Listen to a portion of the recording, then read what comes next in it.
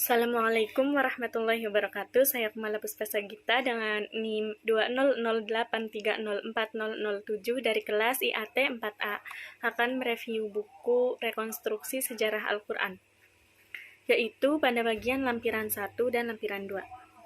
Yang pertama, kaum muslimin dan Al-Quran. Penghafalan dan pembacaan Al-Quran. Hafalan memang merupakan salah satu tradisi bangsa Arab yang sangat menonjol ketika Al-Quran diwahyukan. Lewat tradisi ini, keseluruhan wahyu yang diterima Nabi Muhammad SAW telah dipelihara dari kemusnahannya. Belakangan, ketika dilakukan kodifikasi resmi Al-Quran pada masa pemerintahan Khalifah Utsman, komisi yang dibentuknya diketuai oleh Zaid bin Sabit juga telah memanfaatkan dada-dada manusia, yakni hafalan, sebagai sumber kodifikasi, di samping sumber-sumber tertulis lainnya. Setelah penyebarluasan berhasil di seluruh wilayah Islam, transmisi Al-Quran secara lisan dalam bentuk hafalan dari generasi ke generasi tetap dipertahankan dan merupakan suatu tradisi oral independen yang terpisah dari teks tertulis. Bentuk ketidaksempurnaan tulisan Arab pada saat itu memang menyulitkan orang untuk berpijak semata-mata pada teks dalam pembacaan Al-Quran. Lantaran kelemahan tulisan Arab, sebagian ulama mengungkapkan laporan lainnya bahwa ketika Utsman mendistribusi salinan-salinan mushaf resminya ke berbagai wilayah utama Imperium Islam, ia juga mengirim sejumlah qurra menyertai salinan-salinan itu untuk mengajarkan kepada masyarakat di wilayah-wilayah tersebut. Setelah penerimaan umum terhadap teks Utsmani sebagai textus preceptus, muncul upaya di kalangan sarjana untuk membatasi bacaan Al-Quran yang bersesuaian dengan teks tersebut. Namun, karena teks itu tertulis dalam ketidaksempurnaan bahasa Arab, perbedaan bacaan masih tetap eksis. Setelah proses penyempurnaan aksara Arab selesai pada penghujung abad ke-9 dan diterapkan dalam penyalinan Al-Quran, muncul upaya yang lebih kuat ke arah keragaman bacaan pada awal abad ke-10, yang biasanya dikaitkan dengan nama besar Ibnu Mujahid dengan dukungan otoritas politik.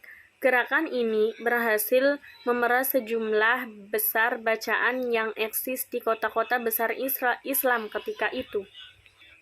Yang terkenal menjadi 7 bacaan yaitu Qiraah Sab'ah, yang kemudian mendominasi pembacaan dan penghafalan Al-Quran di kalangan kaum muslimin.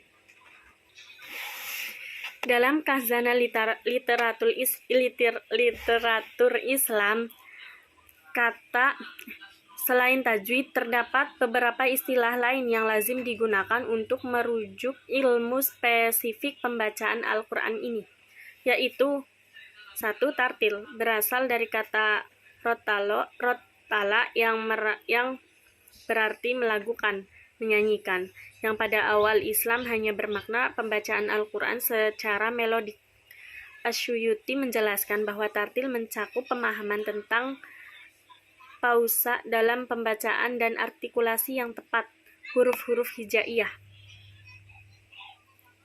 Dewasa ini, istilah tersebut tidak hanya merupakan suatu tema generik untuk pembaca Al-Quran, tetapi juga merujuk kepada pembacaannya secara cermat dan perlahan-lahan. Tilawah berasal dari kata tala, membaca secara tenang, berimbang, dan menyenangkan. Di masa pra-Islam, kata ini digunakan untuk merujuk pembacaan syair. Pembacaan semacam ini mencakup cara sederhana pendengungan atau pelaguan yang disebut taranum. Kemudian kiro'ah berasal dari qoro'a, membaca, yang mesti dibedakan dari penggunaannya untuk merujuk keragaman bacaan Al-Quran. Di sini pembacaan Al-Quran mencakup hal-hal yang ada di dalam istilah-istilah lain, seperti titik nada tinggi dan rendah, penekanan pada pola-pola durasi bacaan, pausa, dan sebagainya. Kemudian bagian yang kedua yaitu Sarjana Barat dan Al-Quran. Terjemahan dan suntingan Al-Quran. Perhatian ilmiah kesarjanaan Barat terhadap Al-Quran bermula dengan kunjungan Petrus Venerabilis, kepala biara Klani, ke Toledo pada perempatan kedua abad ke-12 dengan pertimbangan utama membasmi kepercayaan heretik, yakni Yahudi dan Islam, dan membela keyakinan Kristiani. Ia membentuk dan membiayai suatu tim penerjemah yang ditugaskannya menerjemahkan serangkaian teks Arab yang secara keseluruhan akan merupakan pijakan ilmiah bagi para misionaris Kristen yang berurusan dengan Islam. Hasil kerja tim tersebut dikenal sebagai Clunia Corpus. Kemudian tersebar luas. Tetapi kumpulan terjemahan ini tidak digunakan secara menyeluruh, hanya bagian-bagian yang memiliki manfaat langsung dan berguna dalam polemik yang dieksploitasi secara dikutip tanpa komentar. Sebagai bagian dari Clunial Corpus adalah terjemahan Al-Quran ke dalam bahasa Latin yang digarap oleh Robert of Kitton, Liber Legis Saracnorum Quem Alcorn Vocan. Terjemahan ini selesai digarap pada 1143, tetapi tidak tersebar luas hingga akhirnya dicetak di Basle pada 1543 oleh Theodor Bibliander. Setelah itu, karya tersebut diterjemahkan ke dalam bahasa Italia, Jerman, dan Belanda. Karya ini memiliki pengaruh cukup luas di kalangan sarjana selama berabad-abad di Barat dan merupakan sumber utama pengetahuan orang-orang Eropa tentang Al-Quran hingga penghujung abad ke-17. Dengan jatuhnya Konstantinopel, kemudian berganti nama menjadi Istanbul di belahan benua Eropa di tangan Turki pada tahun 1453, terjadi perubahan sikap di kalangan sarjana tertentu Kristen. Juan of Segovia mengusulkan diadakannya serangkaian konferensi dengan para fuqaha Muslim. Menurutnya, cara semacam ini sangat bermanfaat sekalipun tidak dapat mengubah keyakinan keagamaan mereka. Terjemahan Quran berikutnya yaitu ke bahasa Latin yang diterjemahkan oleh pendeta Italia, Ludovico Maracci, langsung dari teks Arab. Terjemahan ini dipublikasi di Padua pada 1698 bersama-sama dengan teks orisinilnya,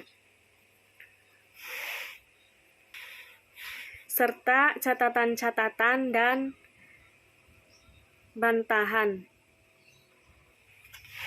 2 jilid terjemahan Arthur J. Arbery, The Quran Interpreted, 1955, dapat dipandang sebagai salah satu terjemahan terbaik Al-Quran ke dalam bahasa Inggris.